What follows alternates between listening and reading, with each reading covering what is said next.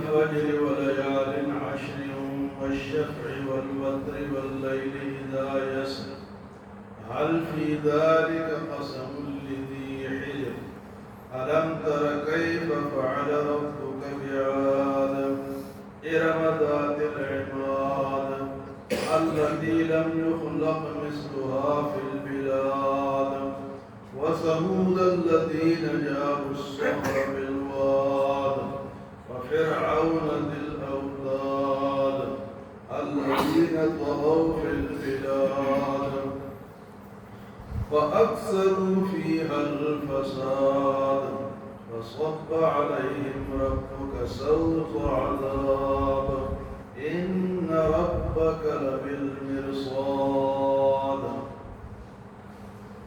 والفجر فجر کی قسم وليال عشر اور 10 راتوں کی قسم والشفع والوتر اور جفت و طاق کی قسم واللیل اذا یسر اور رات کی قسم جب وہ چلے. سورۃ فجر اس سورت کا نام ہے اور اس میں پہلا لفظ فجر ہے، اسی سے اس کا نام ہے والفجر. اللہ فرماتے ہیں کہ فجر کے وقت کی قسم. فجر کا جو وقت ہے یہ بہت زبردست وقت ہے اور یہ اللہ کی طرف جانے اور اللہ کی طرف لو لگانے کا وقت. اور یہی وقت انسان کی زندگی جب وہ سو کر اٹھتا ہے تو دوبارہ زندگی کسی وقت سے شروع ہوتی ہے. اور خوش قسمت ہے وہ لوگ جو کہ فجر وہ اٹھتے ہیں، فجر کی نماز پڑھتے ہیں اور اللہ کی رضا حاصل کرتے ہیں. فجر کا وقت اتنا عظیم ہے کہ اس کی قسم اللہ نے کھائی. والفجر قسم ہے فجر کے. تو فجر سے بہت سارے لوگ غافل ہیں اور فجر کو جو لوگ اٹھ جاتے ہیں ان کی روزی کا بندوبست اللہ کے ذریعے ہوتا ہے اور ان کو برکت ملتی ہے، روزی کے راستے کھلتے ہیں. اور اس کے بعد جب فجر کا وقت ختم ہوتا ہے بعد میں جو لوگ اٹھتے ہیں وہ سارا دن پریشان ہوتے ہیں. فرمایا والفجر فجر کے وقت کی قسم ولیال عشر 10 راتوں کی قسم. 10 راتیں کون سی ہے؟ یہ جو آج 2 دن کے بعد شروع ہونے والی ہے، یعنی ذی قعدہ جو 10 راتیں ہیں، ذی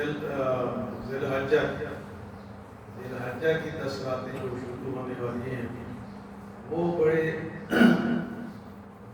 ثواب والی راتیں ہیں. جو بھی نیکی کریں گے ان کو ایسا ثواب ملے گا جس طرح کہ لیلۃ القدر میں ثواب. یہ جو راتیں شروع ہونے والی ہیں یہ بھی اس کی بھی اللہ پاک نے قسم کھائی ہے اور یہ بھی ثواب والی راتیں ہیں، عظیم راتیں ہیں، کمائی کی راتیں ہیں. تو یہ 10 راتیں ابھی آنے والی ہیں. آج میرا خیال ہے 25-26 ہے، اس طرح ہے. ہاں 26 ہے. 2 دن بعد یا 3 دن کے بعد وہ راتیں شروع ہونے والی ہیں. اور اس کے بعد فرمایا والشفع والوتر، جفت کی قسم اور طاق کی قسم. جفت اور طاق جو ہے نا یہ زندگی میں چلتے ہیں. کوئی چیز جفت ہوتی ہے، عبادت میں بھی بعض چیزیں جفت ہیں. حاجی اگر 4 رکعت نماز ہے تو وہ جفت ہے اور اگر 3 رکعت نماز ہے تو وہ طاق ہے.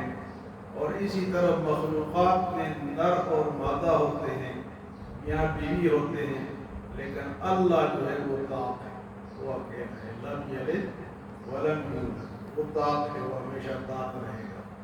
تو فرمایا کہ جفتی کس نے بنائے؟ اللہ نے بنایا. طاق بھی اللہ نے بنایا اور خود بھی وہ طاق ہے. تو ان 2 چیزوں کے بھی اللہ پاک نے قسم کھائی ہے. فرمایا واللیل اذا یسر، رات کی قسم جب وہ چلتی ہے تو ہر رات جب شروع ہوتی ہے تو چلتی ہے، ختم ہوتی ہے. اس میں عظیم راتیں بھی گزرے. وہ رات بھی جس میں حضور صلی اللہ علیہ وسلم نے ہجرت فرمائی، رات کے وقت غار ثور میں گئے، وہاں سے پھر مدینہ منورہ گئے. اور اس رات کو جو چلی اس کے بعد جب مدینہ پہنچے تو مدینہ میں پہلی اسلامی ریاست بنی، تو وہ رات، اس رات کی بھی اللہ نے قسم کھائی، فرمایا حل فی ذالک قسم لذی حجر، ان قسموں میں عقل والوں کے لیے یہ راستہ ہے۔ حل فی ذالک قسم لذی حجر، یہ قسم اللہ اس لیے کھاتا ہے تاکہ لوگ ان وقتوں کو سمجھے اور ان کی قدر کریں۔ فرمایا کہ الم تر کیف فعل ربک بعاد، کیا آپ نے نہیں دیکھا کہ اللہ نے قوم عاد کے ساتھ کیا کیا؟ الم تر کیف فعل ربک بعاد ارم ذات العماد، وہ جو ارم والے تھے اور بڑے بڑے ستونوں والے تھے، قوم عاد، ارم بھی ان کو ایک نام ان کا ارم بھی ہے، قوم عاد کا ایک نام ارم ہے، ارم اولا، ارم ثانی۔ فرمایا کہ الم تر کیف فعل ربک بعاد، کیا تم نے اہل عاد کو دیکھا ہے کہ ان کے ساتھ اللہ نے کیا حشر کیا؟ بڑے مضبوط لوگ تھے، اور فرمایا کہ بڑی بڑی عمارتیں بنانے والے، عماد بنانے والے، التی لم یخلق مثلها فی البلاد، اللہ فرماتا ہے کہ ان جیسے کوئی اور شہروں میں پیدا نہیں کیے، جیسے وہ لوگ اللہ نے پیدا کیے تھے ایسے اور دنیا میں لوگ پیدا نہیں ہوئے، لم یخلق مثلها فی البلاد، ایسے مضبوط اور بڑے بڑے لمبے لمبے لوگ، اور جناب ایک کھجور درخت جیسے لوگ، اور ایک ہاتھ سے وہ جناب درخت اڑ دیتے، اتنے بڑے بڑے، اللہ فرماتا ہے کہ ایسے لوگ دنیا میں کہیں اور میں نے نہیں بنائے۔ الذی لم یخلق مثلها فی البلاد وثمود الذین جابوا الصخر بالواد، اور وہ سمودی جو کہ پہاڑ اور پتھر تراش کر وہ کیا کرتے تھے؟ مکان بناتے تھے۔ وثمود الذین جابوا الصخر بالواد، تو ایسے پتھروں کو وہ جناب سارا دن ان کا یہی کام ہوتا تھا، مکان بنانا، پتھروں کو تراشنا۔ ایک حوالے سے یہ فضول خرچی بھی ہے، جس کی ضرورت نہیں ہو لگے ہوئے، جس طرح آج کل ہمارے لوگ بھی کرتے ہیں، مسلمان بھی کرتے ہیں، کافر بھی کرتے ہیں، بڑی بڑی بلڈنگیں بناتے ہیں جس کا کوئی فائدہ نہ دنیا کو ہے نہ آخرت۔ مثلا مینار پاکستان ہے، اس ٹائم پر جب اس پہ اربوں روپے لگے، اس کا فائدہ قوم کو کیا ہوا؟ بیزار قائد اعظم، اس کا ان کو کیا ہوا؟ بہت چیزیں فضول خرچی ہیں، اس کا سوال ہوا قوم، اس کا فائدہ کیا ہے؟ قوم کو یہ پیسے قوم پہ لگ جاتے، کسی تعلیم پہ لگ جاتے، اسپتال بن جاتا۔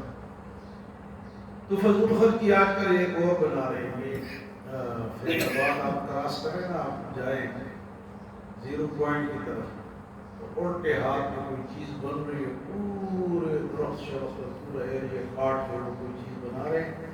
سنا ہے کہ یہ جو مارکہ حق ہے اس کی نشانی بنا رہے ہیں، یہ اسلام آباد میں تو فضول خرچی ہے۔ ہاں دیکھو جی یہ اس طرح بنایا، جس طرح کچہری چوک بنائے، تو یہ ضرورت ہے، جو ضرورت کی چیز ہے وہ تو کرو، لیکن برج خلیفہ آپ دیکھو کتنی منزل ہے، اسی طرح وہ لوگ بھی بنتے ہیں، قوم عاد اور قوم ثمود۔ تو آج کل لوگوں نے یہ بنانا شروع کیا جس کا فائدہ کم ہے اور نقصان زیادہ ہے۔ تو فرمایا کہ الذین جابوا الصخر بالواد، سمودی جو تھے وہ بڑے بڑے جناب پہاڑ تراش کے بڑے بڑے مکان بناتے تھے۔ وفرعون ذی الاوتاد، اور ایک فرعون کو بھی تو دیکھو جو میخوں والا تھا، فرعون میخوں والا اس کو کیوں کہتے ہیں؟ کہ وہ جب کسی کو سزا دیتا تھا نا تو وہ اس کو لکڑیوں کے ساتھ کھڑا کر کے اس کے ہاتھوں میں اور پاؤں میں میخیں ٹھونکتا تھا، وہ پھر وہاں سے ہل نہیں سکتا، یہ اس کی سزا تھی۔ اللہ نے فرمایا وہ فرعون ذی الاوتاد، اس نے اپنی بیوی آسیہ کو بھی اسی طرح سزا دے کے مارا، مسلمان ہو گئی، اس کو بھی میخیں ٹھوکی تھی اس نے۔ فرمایا وہ فرعون ذی الاوتاد وہ جو جادوگر مسلمان ہو گئے تھے ان کے ساتھ بھی اس نے یہی حرکت جو اپنا وہ ہار گئے تھے موسیٰ علیہ السلام سے مناظرہ ہار گئے تھے، انہوں نے کہا ہم موسیٰ علیہ السلام کے رب پہ ایمان لاتے تھے، فرعون نے کہا تم نے مجھ سے پوچھا ہے کہ تم ایمان لاتے ہو؟ تو پھر ان کو یہ سزا دی، ان کے ہاتھ اور پاؤں میں اس نے جگہ ٹھوکی تھی، ورنہ اس کو بھی تو دیکھو فرعون کدھر ہے، علی کو بتاؤ نا وہ کدھر ہے جو بڑا اپنے آپ کو وہ سمجھتا تھا اور لوگوں کو اس طرح کی سزا ہو۔ فرعون ذل الاوتاد اور میں الذین طغوا فی البلاد، یہ قومیں جو گزری ہیں یہ وہ تھے جو کہ شہروں میں فساد پھیلاتے تھے، الذین طغوا فی البلاد، شہروں میں علاقوں میں وہ فساد مچاتے تھے۔ آج کل بھی اس قسم کے بدماش لوگ ہیں جو کہ ہر جگہ ان کا فساد ہی فساد ہوتا ہے، جدھر جاتے لڑائی جھگڑا اور جناب قبضے اور بدماشیاں، تو یہ وہ لوگ بھی کرتے تھے، آج کرو گے تو جاؤ گے وہاں، ان کی تو یہ اللہ نے قرآن میں بیان کر دی تاکہ تم سوچو تم یہ کام نہ کرو۔ فرمایا کہ فرعون میخو اور الذین طغوا، یہ سمودی اور یہ قوم عاد اور قوم ارم اور فرعون، یہ سب کیا کرتے الذین طغوا فی البلاد، یہ علاقوں میں شہروں میں فساد مچاتے تھے، فاکثروا فیہا الفساد، زیادہ تر ان میں فسادی تھے، فصب علیہم ربک صوت عذاب، تو اللہ کے عذاب کا کوڑا ان کے اوپر برسا، فصب علیہم صوت عذاب، تو اللہ کے عذاب کا کوڑا ان کے اوپر، اللہ کے راستے میں کوئی آ نہیں سکتا، اللہ کے راستے میں جو بھی آئے گا وہ خراب ہوگا، کیونکہ اللہ تعالیٰ خود غالب ہے، اسے کوئی مغلوب نہیں کر سکتا۔ کوئی کتنا ہی بڑا بدماش پیدا ہو جائے تو پیدا تو اس کو اللہ نے کیا ہے، اللہ کے سامنے اس کی کیا حیثیت۔ فرمایا کہ یہ بڑے بڑے جو تھے فَأَكْثَرُوا فِيهَا الْفَسَادَ، انہوں نے فساد مچا رکھا تھا، فَصَبَّ عَلَيْهِمْ رَبُّكَ سَوْطَ عَذَابٍ، اور ان پر اللہ کے عذاب کا کوڑا برسا، ان کو سزائیں ملی۔ فرمایا إِنَّ رَبَّكَ لَبِالْمِرْصَادِ، بے شک تیرا رب جو ہے وہ تو گھات لگائے بیٹھا ہے، ان ربک لبالمرصاد، اس کے سامنے ہو سب تم، وہ گھات لگائے بیٹھا ہے، اس سے تم آگے پیچھے جا نہیں سکتے، وہ دیکھ رہا ہے۔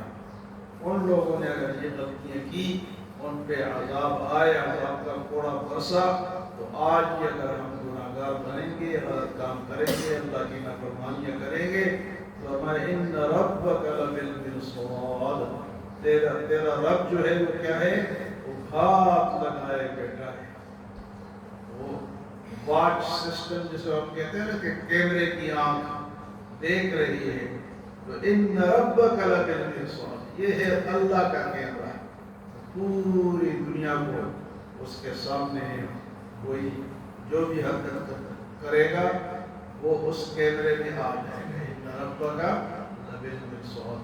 اللہ ہمیں عمل اور سمجھ